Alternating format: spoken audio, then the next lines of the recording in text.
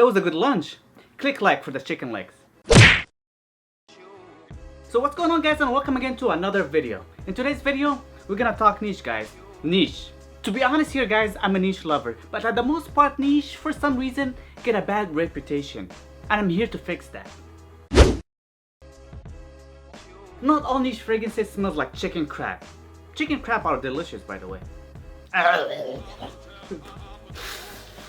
The thought of that makes me very hungry. But that's my job to fix that. Well, it's not really a job. I don't really get paid for it that much, but you know, it's more of a hobby. So this is my hobby. That's why I came here today, guys, to give you 10 fragrances. They actually 11, the safest and the most complimented fragrances coming from the niche side. And before I even start, let me explain something. This is not my most complimented list. I'm gonna do that in a later video. This is the safest plus complimented list, if you know what I mean. So it would land you compliments, but it's safe to buy at the same time. One more thing, I'm not judging those fragrances by their performance. Performance on some of those fragrances is not the greatest, so performance is out of the way. And my number 10 of the most complimented, safest, niche fragrances of what? My list right here, right now, it's the Fragrance Kitchen number 35 remix. And I just sprayed my lens right now. I don't think I should edit that because editing is a lot of work, guys. Anyway, this is a very manly type of a barbershoppy type of a fragrance with some sexiness added into it. That's why I love it. Think somehow Dolce & Gabbana Pour Homme vintage with added pineapple and citruses into it. It's not identically like Dolce & Gabbana Pour Homme, but it kind of reminds me of it somehow. I feel like this is a pretty safe scent to buy, and it's well received by people, mostly men. I would say 75% of your compliments gonna be by men and 25% gonna be from women. I get good performance out of it, but some people, they don't have the greatest performance, so you judge yourself. Whoa. My number 9, Accento by Suspiro. By the way, I'm really liking my jumping skills.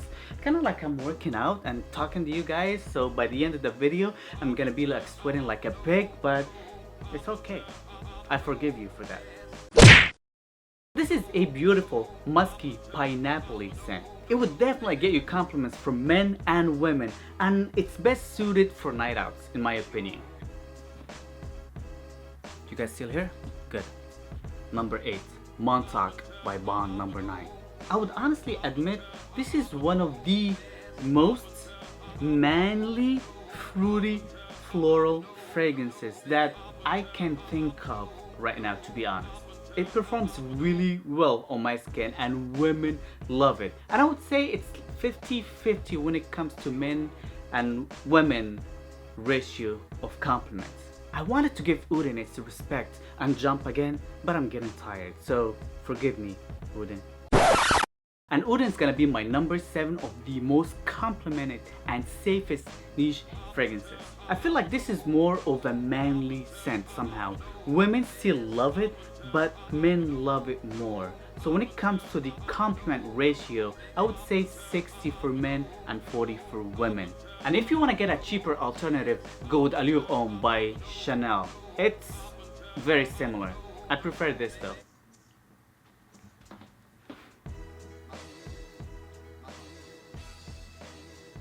And number 6, Reflection Man. Very good. To be honest, I don't know how this video is gonna come out, but it is what it is. Let's get back to the Reflection Man.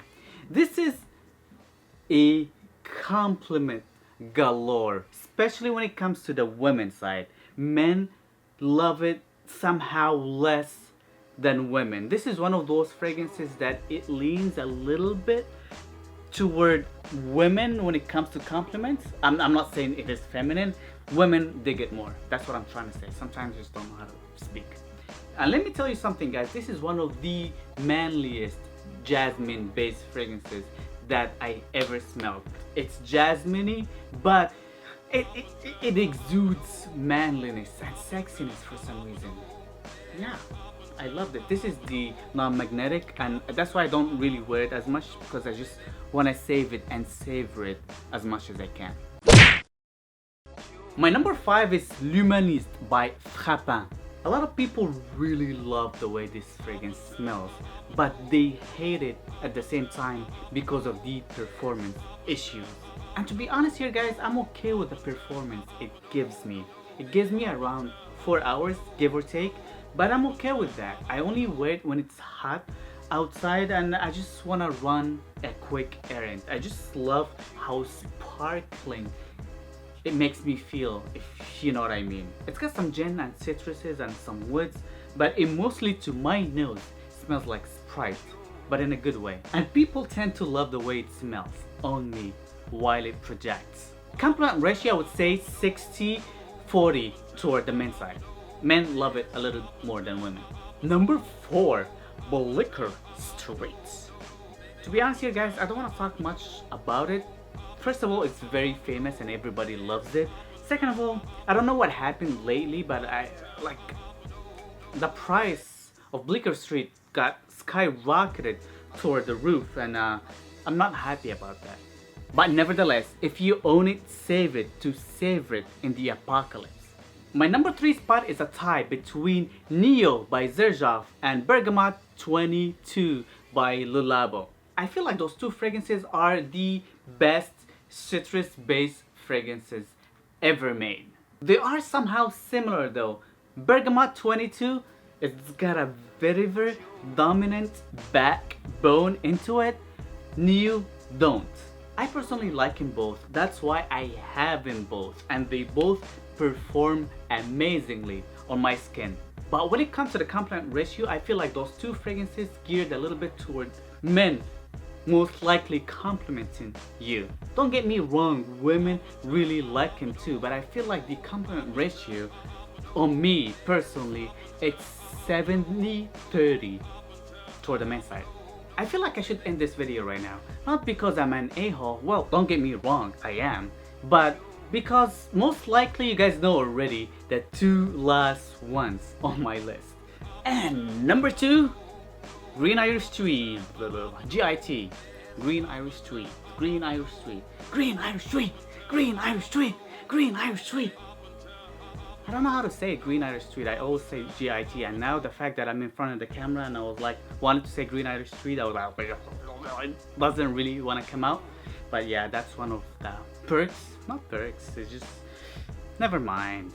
To be honest here guys, I feel like this is the safest scent that it ever created, niche or designer ever, in my opinion. That's why a lot of people making this as their signature scent, and I can totally see why. Unfortunately, I'm one of the unlucky ones that this one doesn't really last on me as long. I would say it lasts, especially from this bottle, it lasts on me like around 4 hours. But the fact that it smells phenomenal on my skin and it gives me those compliments while people can smell it, that's why it is on my number 2 list for sure. But again, when it comes to the compliment ratio, in my world, for me here personally, I feel like this one geared a little bit toward the men's side. Not a little bit more than that little bit. And I would give it 70-30 toward the men. Men usually tend to compliment me on this fragrance more than women, even though women like it, but they don't compliment me as much for some reason while wearing this fragrance. And my number 1, oh, you guys already seen the bottle, Aventus, right? You guys guessed it too.